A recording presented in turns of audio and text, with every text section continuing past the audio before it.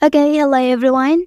Here I want to provide tutorial on how to adjust volume without button on Samsung Galaxy A55 5G device.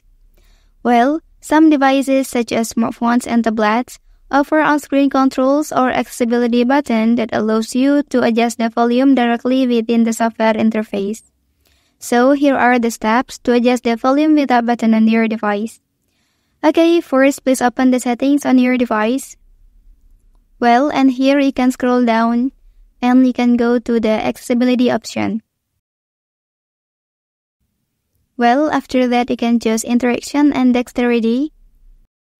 So here you can activate assistant menu by pressing this button. Click allow. Well, so you can tap this icon to show the accessibility tools.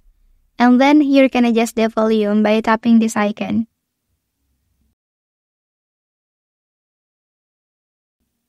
Well, that's the tutorial on how to adjust volume without button on Samsung Galaxy A55 5G device. If you are helped by this video, don't forget to like and subscribe to get other information from this channel. Thank you.